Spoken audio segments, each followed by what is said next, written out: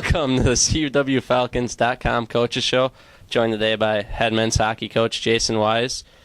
Falcons are the number 6 seed in the upcoming Harris Cup playoffs. They'll take on St. Scholastica this weekend. Coach, before we get into that matchup, let's go back to last weekend.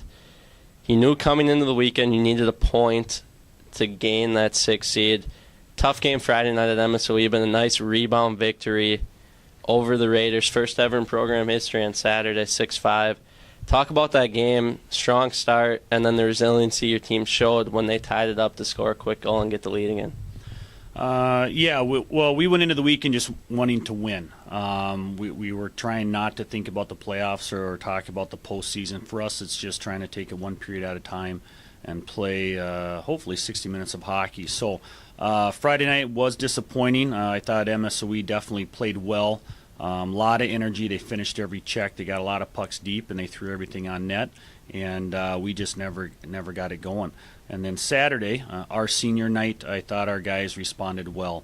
Came out from the drop of the puck, just the foot on the gas, going hard, getting pucks behind their defensemen. We put pucks on net, and we scored some goals early.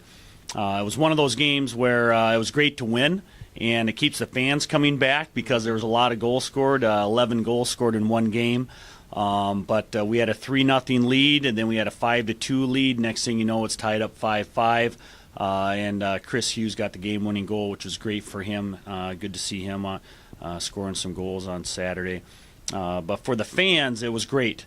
For myself, it gave me a few more gray hairs. So a few things we want to clean up going into this coming weekend, but it was certainly great to get a win against a good opponent like MSOE, and it was good for our program. Now you mentioned senior night briefly. Let's go and talk about those 3 seniors and their careers a little bit. Dan Schiltz, Brandon Bayer, Russell Johnson had some up and down moments in their Falcons career, but you have 2 players who are 2 of 3 who've ever scored a hat trick. Brandon, an assistant captain. Just briefly mention each of those and what they meant to this program. I don't know if you can really put it into words. All 3 have overcome some adversity. They've been challenged a little bit, had moments of doubt, and they just stayed the course. They continue to work hard. They continue to come to the rink with a smile on their face and ready to really just embrace the opportunity they have to play college hockey. And because of that, they've become some of our best leaders. Yes, Brandon wears an A on his jersey, but Dan and Russell are excellent leaders because they don't have to do and say the right things. They choose to do and say the right things. And their work ethic's been second to none. I think they're a great example for our younger players as far as staying the course, continuing to work hard, keep a positive attitude, and good things will happen and you will get rewarded for it. All 3 are playing their best hockey right now, and I strongly feel that all 3 will play a big role in any success that we have this weekend. Now we'll go from the seniors to the young guys. A couple freshmen I want to touch base on real quick. Brett Penner, Riley Storzik. They now have the 1 and 2 highest scoring freshman seasons in school history. Penner with 22 points. He's a guy that seems to find his way on the stat sheet every single night. Storzik, big game last weekend, 3 assists. Talk about their growth throughout the season and how they've developed in their first year as college hockey players. Well, I think 2 different styles of play.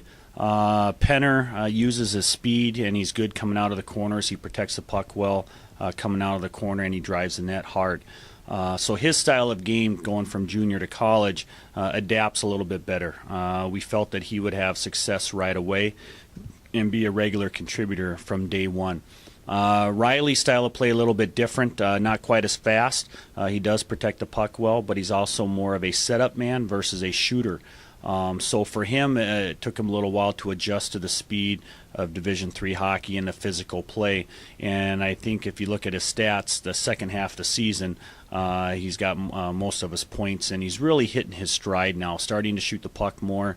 He's protecting the puck better, fewer turnovers, and he's really hitting his stride now. And I think sophomore year, junior year, senior year, you're only going to see those 2 get better. They've been a great addition to our program. We're very excited that they're here, and they're going to be play a big role in any success that we have down the road. Now the goalie situation, obviously, Jake has been out for some time due to injury. You have two guys. Domingo kind of took the spot over midway through the season, got on a roll, but lately it's been going back and forth. Without giving too much away as a scouting report, what can we expect to see this weekend? I'm assuming just play the hot hand and hope we score enough goals and hope that one of these goalies steps up and leads you to a couple victories. Right.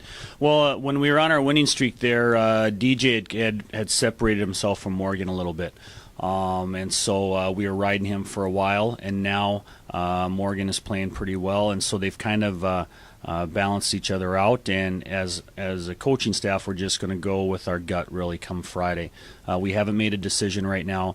Both guys are competing very hard in practice. They're both competing very hard in games. We haven't been getting the bounces that we were getting when we were winning games. If you look at the score sheet, we're not really giving up more shots than we have in the past, but some pucks are going off our defenseman and in the net, or they're going on, a bad angle shot that's going off the pad and in the net. So we haven't been getting the bounces that we were early on, but the work ethic is there, the attitude is there, the commitment, the dedication. They're doing everything they're supposed to do. So for right now, we're going to see how things go today in practice, and then we'll make a decision on Friday. This coming series, St. Scholastica, a team that you played all the way back in November, but played very evenly. They were ranked 14th at the time, a couple of ties, both games had a lot of different momentum shifts. What can we expect to see this weekend between the Falcons and the Saints on the ice? Well, it's playoff hockey and it's a new season, so I think the intensity level is going to be even higher. I also think that you're going to see fewer mistakes and fewer turnovers. We haven't seen them for a while, so Friday night first period, there's going to be a little bit of a feeling out process. Neither team wants to turn the puck over, so you're going to see very simple hockey, and both teams are going to compete. For us, we want to keep the game close and keep it within one goal either way going into the third period, and the third period's been our best period for the most part. So if we can keep it close early on, I like our chances going into the third period. But I think the key for us, too, is to get pucks deep. Their D-core are very good. You can't beat them one-on-one, and they're even hard to beat two-on-one. So if we can just chip pucks in, get pucks behind them, force them to chase down loose pucks all night long, hopefully that'll translate into a good, strong third period for us. Now it'll be the Falcons and the Saints this weekend in Duluth, Minnesota. They'll play two games, one Friday night, one Saturday. If the points are split, right after Saturday's game, they'll play a 20-minute mini game to decide who goes on to the Harris Cup playoff semifinals. Coach, good luck this weekend, and thanks for joining us. Thanks, Brian.